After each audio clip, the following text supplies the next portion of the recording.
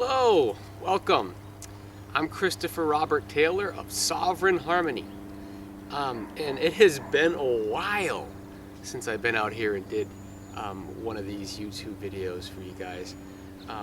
Probably 5 or 6 months, something like that. Today is October 7th, 2013, Monday. So I'm thinking the last one I did was about April or May, something like that. So it's been crazy. And if you've listened to my previous YouTubes, then you know exactly the type of energy that's been going on for all of us. And I'm no exception to that, just because I understand the energies from this more astrological perspective. Life has definitely taken me in different directions and such. But anyway, I get a chance to sit here right now and do one of these.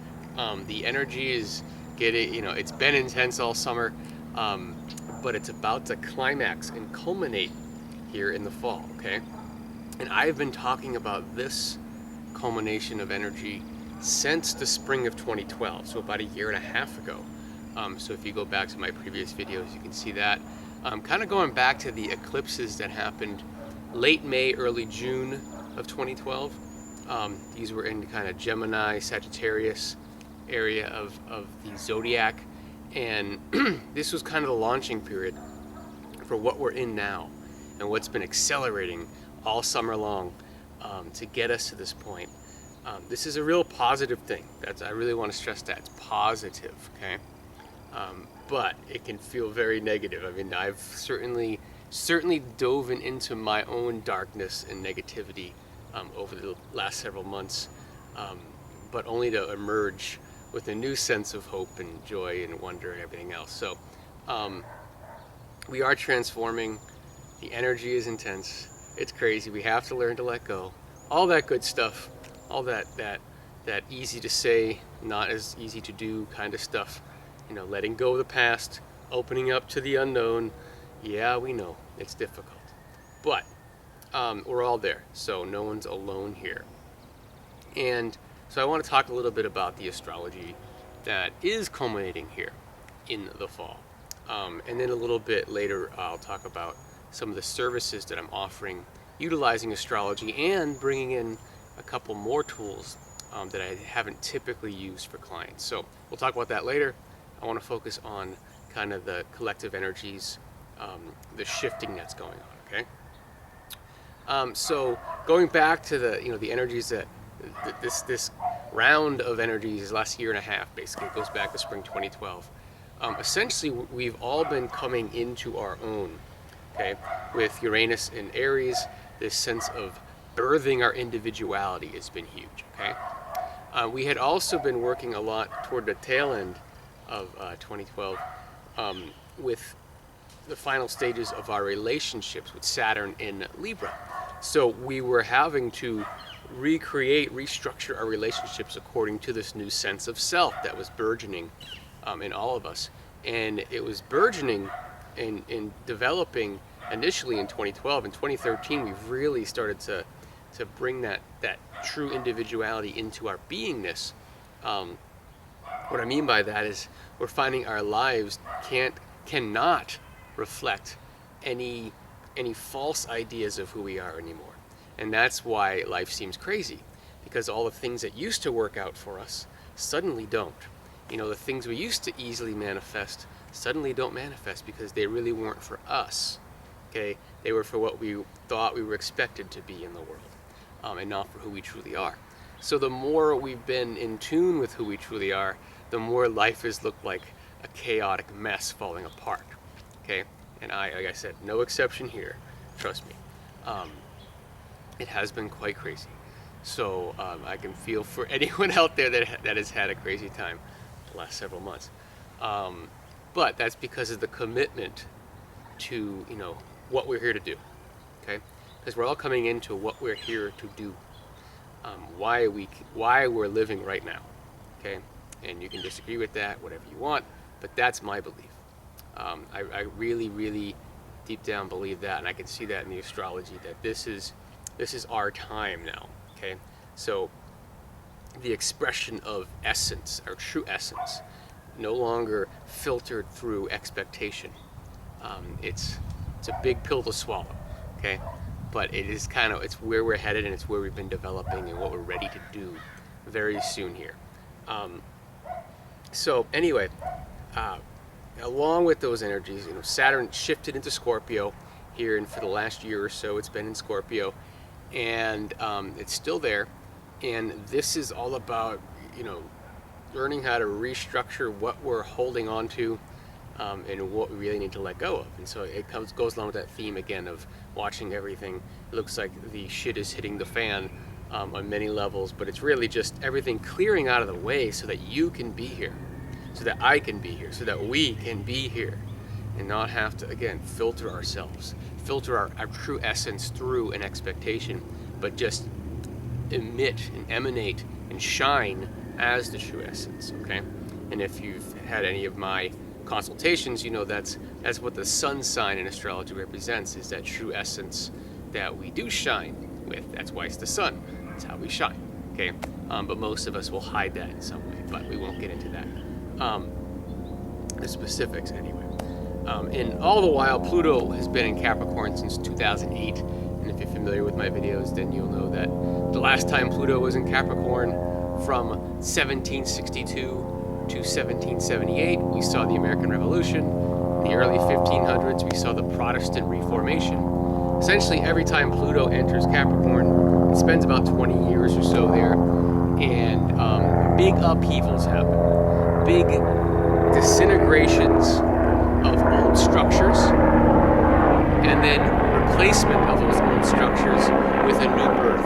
It's death and rebirth. Pluto has a lot to do with death and rebirth. So Capricorn is the energy of structure and kind of authority. So you can see, like, the American Revolution time frame, that last period of Pluto and Capricorn, how we went from primarily monarchies in the world to all of a sudden, boom, this revolution, which has only rippled down the line since, 200 plus years later. It's still rippling. No one's forming monarchies anymore. If they exist, they're falling apart or losing power, at least. So we can kind of see how that works. And right now we're in this 2008 to 2024 time frame, so we're about 5 years in. Got about a decade or so left of Pluto and Capricorn, but we're in this period of disintegration of existing structures and replacement of that. And the structures that we're really focusing on this round, what I really feel is true, is our global financial system, our whole system of worthiness and debt, because it really does come down to worthiness. We have a global system based on the fact that people aren't worth much, that we're just kind of commodities. And very few people benefit from the way that it's structured, okay? And what very few people know is that actually since early part of 2012 and even before, but really revving that up, has been this awareness, through the traditional media, which is owned by the very few that have the privileges and the benefits of this system as it is set up to benefit a few and to kind of, leave the rest of us, to believe we're unworthy of enjoying life and enjoying who we are and bringing who we are into the world, and there's a realization that's going to end at some point. If you're familiar with, like, the word apocalypse, it's actually Greek for unveiling. It has nothing to do with a war or end of the world. It has to do with the truth coming out, essentially. Okay, and then, like, the book of Revelation at the end of the Bible, there's another word, revelation, just truth coming out. And if you take the descriptions in there literally, yeah, it looks pretty scary.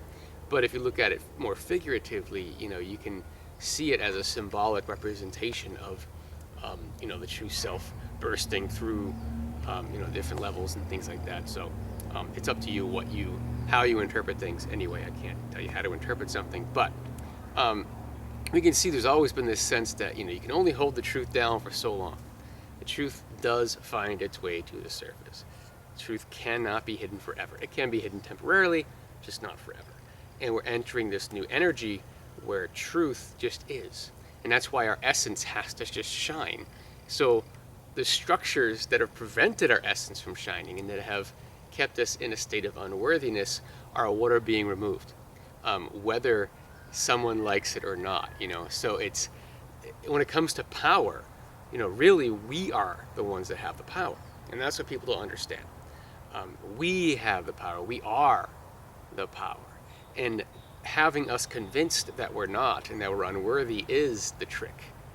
Okay, so all of us have kind of in the last few years like lost jobs or lost homes or lost relationships, and we've kind of realized, wow, but we're still alive and we're still in control of really how we feel and what we think. No one can really take that away from us. No one can touch that. There is an inner essence to us, and we've all kind of come into this. And a lot of people that have lost their jobs have really had time to get into what they love, and then it's like impossible to get back to the jobs and things like that. So there's a lot of awakening of true essence energy, and the sense of rightful entitlement to express that in the world. And that's what we have to, that's when we become empowered, when we demand what we're entitled to, which is essentially just to be who we are. That's what we're entitled to be who we are. And the only thing standing in our way is a structure that we all continue to agree on over and over and over again. The same old sayings, that's the way it is, that's the way it's always been, rah rah rah rah. How many times do you get that from like parents or teachers or authority figures? Essentially any authority figure that feels threatened by to lose their position of authority resorts to that kind of thing. That's just the way it is. Well, easy for you to say, you know what I mean? So but the point is, this is the stuff that's just falling away. It never has worked, and that's the irony of saying that's the way it is. That's the way it's always been. Is that's the way it's always not worked. That's why there's so much strife and turmoil in the world. This concept of sovereign harmony that I use, it has a lot to do with coming into our own individuality, our sovereign individuality, which is the only way. When we get in touch with that true essence, what we think, what we feel, separate from anything else, that's the only way to really find inner harmony. And it's only through inner harmony in the individual that you can then, reflect that into your outer world. We only see things as they are. As we are, not as they are. So everything is filtered through your own perception, through your own thoughts, through your own feelings. And that's important to know, because any person in our lives, any situation in our lives is usually just a reflection of what is going on in here. And so that's why achieving the inner harmony through sovereign individuality is the only real way to then be able to see other people, situations, etc., reflecting that inner harmony. And that sends ripples of peace. Okay, so people say, how can you achieve world peace? Well, let peace, let there be peace on earth, and let it begin with me. That's a great song, a church song. Grew up Catholic, and that was sung just about every Sunday. But it's a song that doesn't need Catholicism or Christianity or religion at all. Let there be peace on earth, and let it begin with me.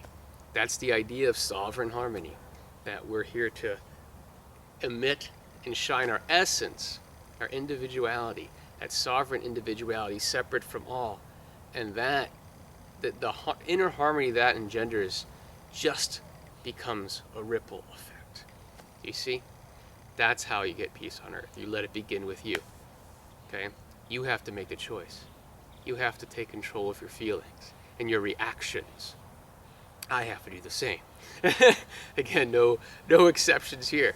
And that's been a lot about this summer, is learning how to see situations in different ways and open up to other possibilities. And it's been wild and crazy, but it's also been quite revealing, okay, and apocalyptic for myself, and that the truth has really come out, and how I've always been the one that just saw it a certain way and only limited the possibilities, and just seeing that there have always been more possibilities than I ever was willing to to unveil to myself.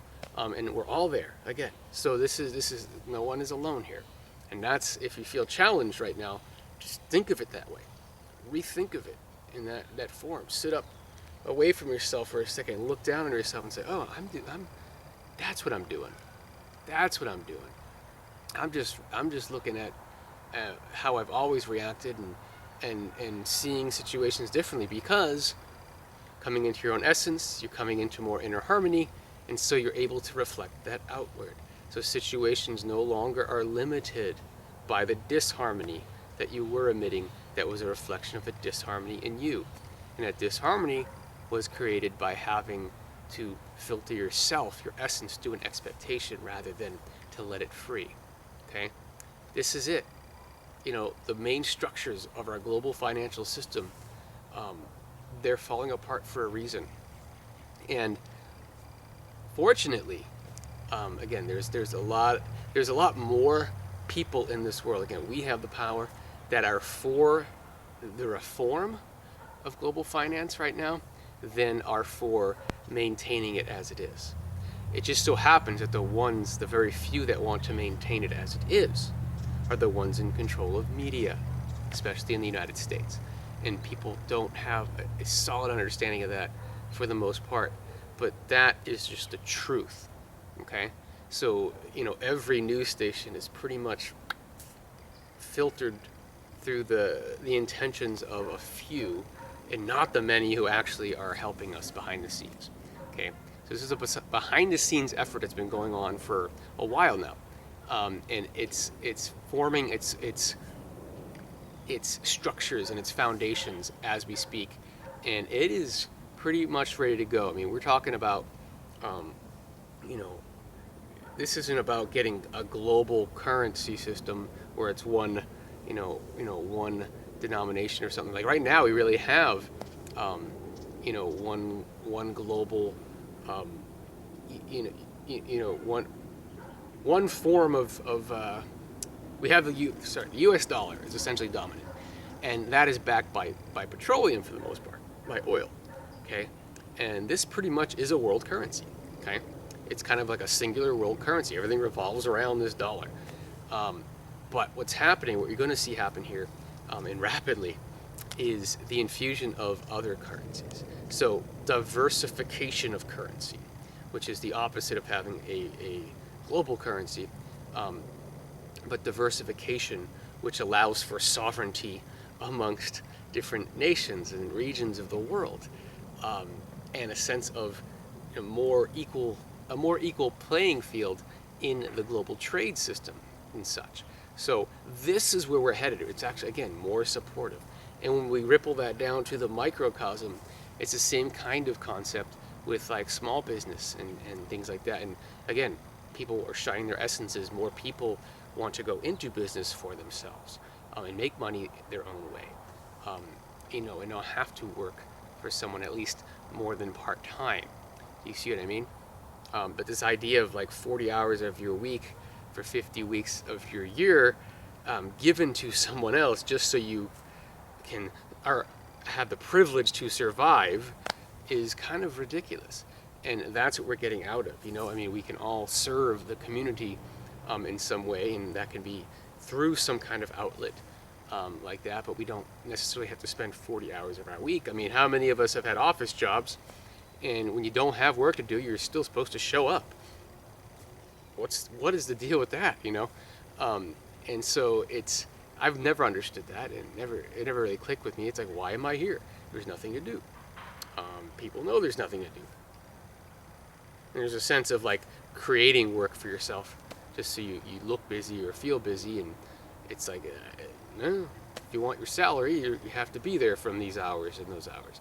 But that's what we're breaking free from, is that nonsense, the stuff that doesn't make any sense, that's always been just restrictions to allowing us to bring ourselves into the world rather than just having to respond to it. So we're all getting there. We're all ready for this new structure of how the global financial system works, how our essence, the worthiness of who we really are, is reflected and supported, and it has a solid foundation underneath it by the global financial system, so that we're not misrepresented as unworthy, but accurately represented as worthy beings who have something to offer and bring to the world, and not just, again, commodities to work for a few who actually benefit from this limited system. Okay, so this is what's been developing, happening here, but we've all had to go through our own crises and personal experiences in order for this to be reflected in the collective, because everything's microcosm, macrocosm, it all reflects. So we're all going through the inner experience to come into our inner harmony, because the outer harmony, or the world peace, in other words, if you want to think of it that way, can't occur if we aren't going through the process ourselves to reflect that. Because we are the creators, we are the ones in power, we're the ones creating the experience. So the collective structures are changing because of our inner structures changing, okay? That's important to note. So the more that we engage in this process, inner process, the quicker and more smoothly the outer process will go.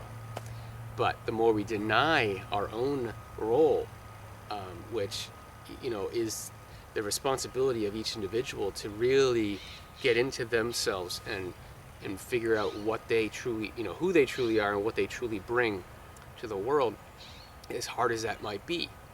But to do that work is to be of the greatest service to the collective right now.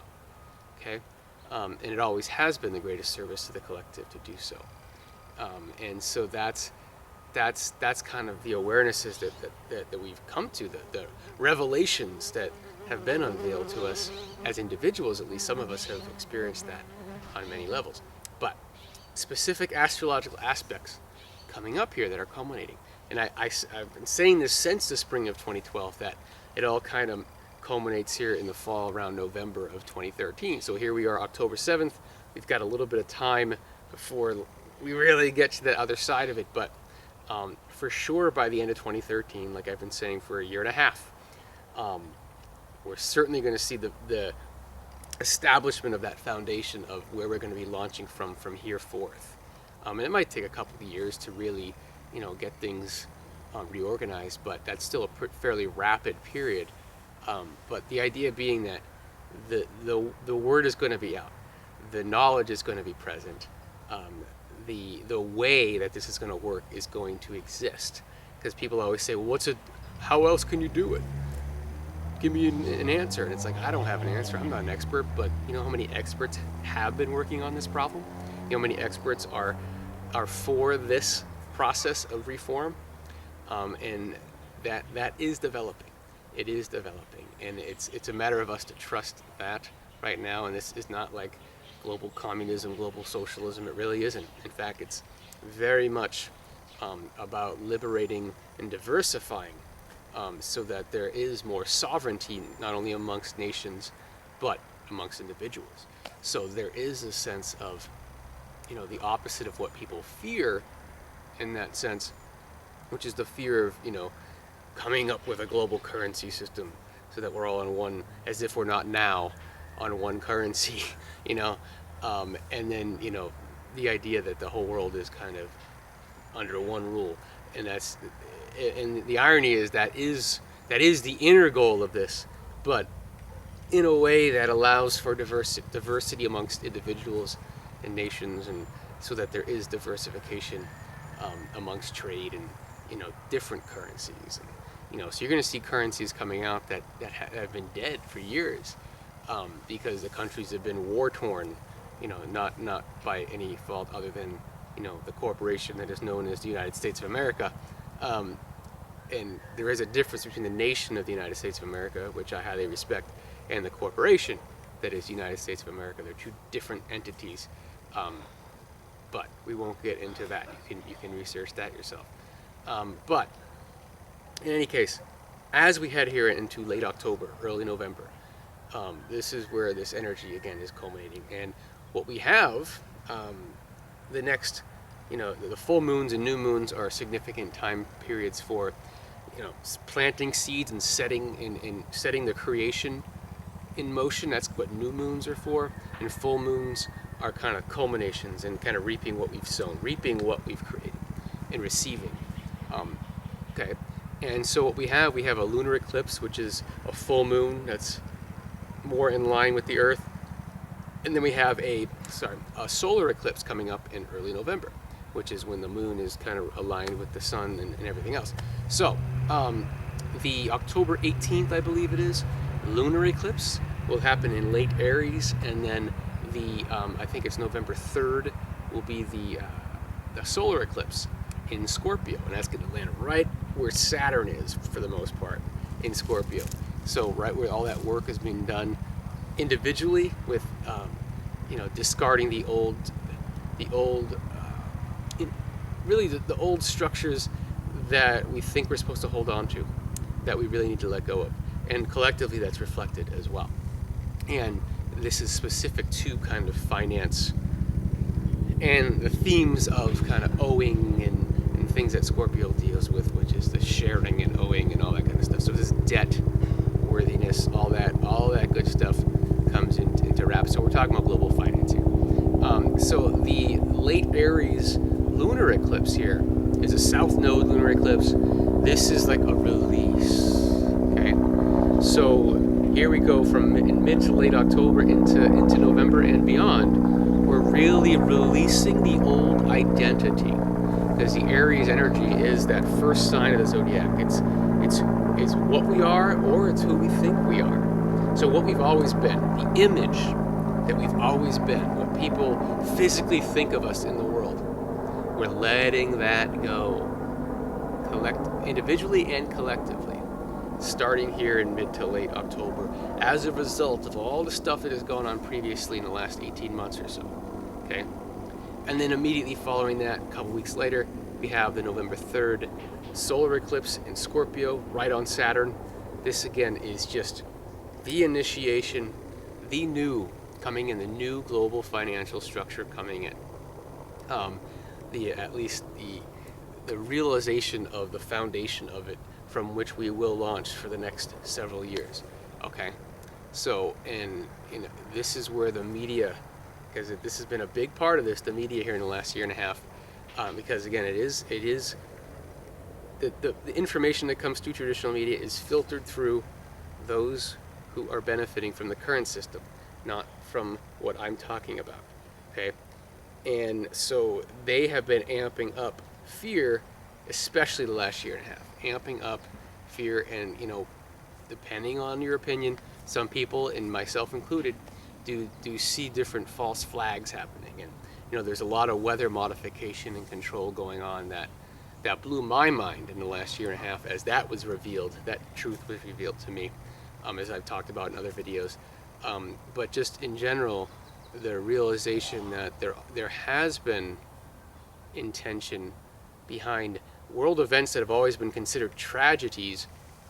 There are things being revealed that are showing that these were intended, and that is both shocking, sad, fill in the blank with any kind of reaction you might have. But that's part of the revelation, part of the truth coming out, and everyone's coming into that at their own pace. And again, I'm not going to shove that down anyone's throats, but that's there's a desperation in the media, let's put it that way, and there's a reason for it, because there's a knowledge that the party's about to be over, that party, but the real celebration is about to begin, and that's the beauty of all this. And and that's what's happening. It's very positive, very, very positive, but it takes us as individuals to let go of who we think we are, and to open up to a new way of considering the reality of our worth and our worthiness in the world, rather than our worthlessness and our sense of ourselves as a commodity. That sense that I have to sort of indenture or enslave myself in some way to earn the right to survive, to earn the right to enjoy myself, when we don't. I mean, we are here. So let's just be here and be who we are. And let's build a world based on that, rather than fitting ourselves, squeezing ourselves through a world that's expected to serve just a few. Okay, so this is the challenge. This is it. Okay, so it is up to each individual. We don't have to worry about the collective. We just have to worry about ourselves. And the more we do that, again, the more rapidly and smoothly the collective shifts. And it can be surprising how smooth it is. The assumption is always that it'll just be hell because we just can't see any other way. But think of it also as like, getting pushed out of the nest in a lot of ways.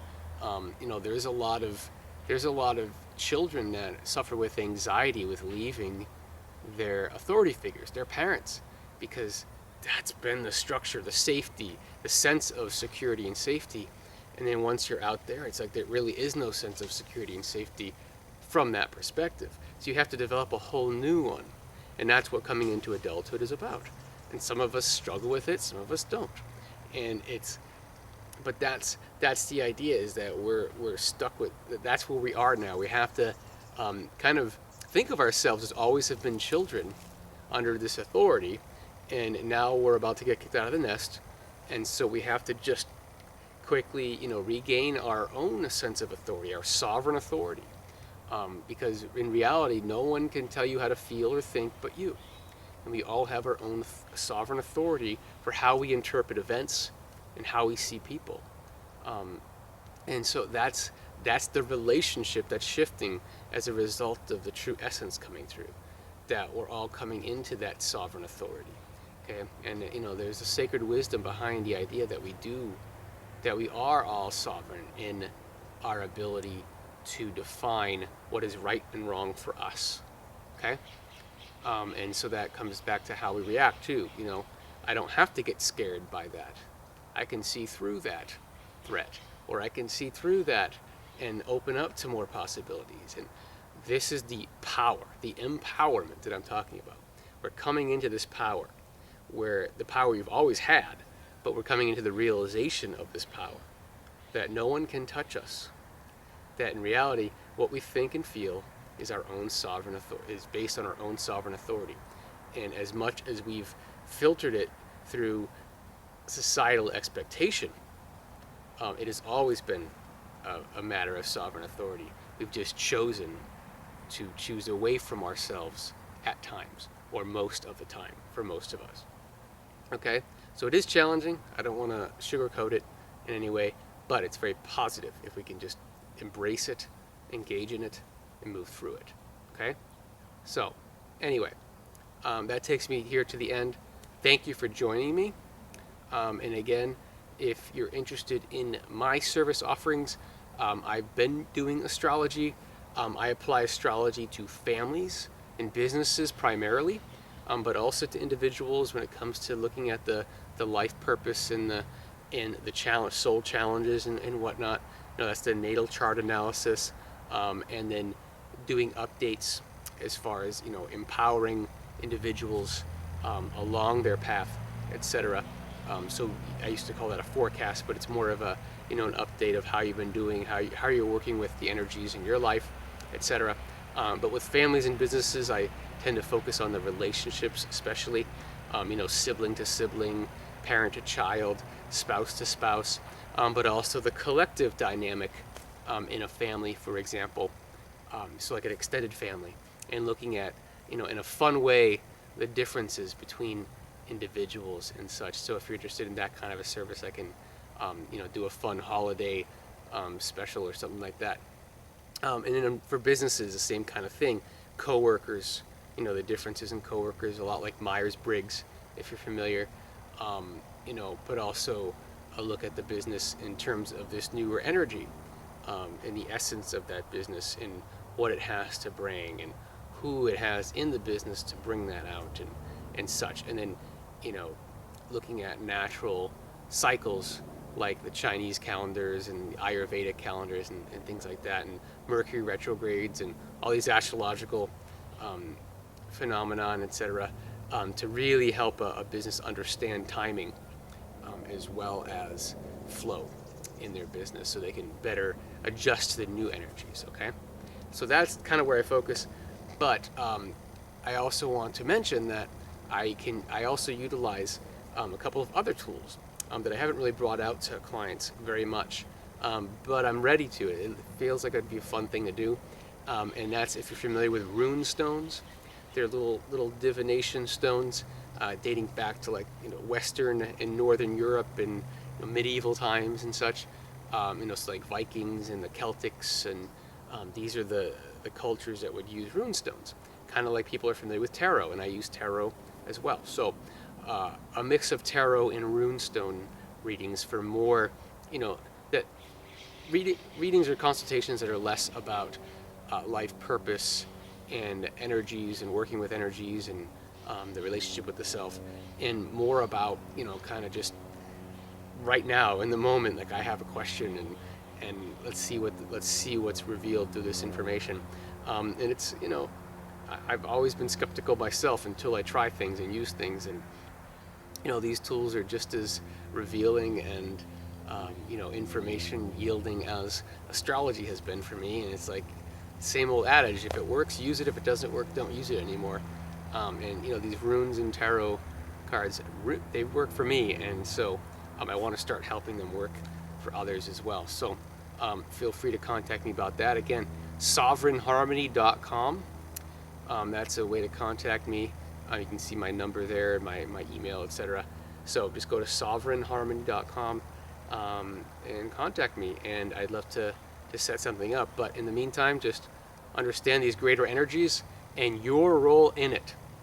We have to understand our role in this to make this a smoother process, to see it for its potential and possibilities, rather than reacting to what we're probably going to be shown in the media as a deflector or whatever is going to happen here, until our media can actually get reorganized and proper to the truth.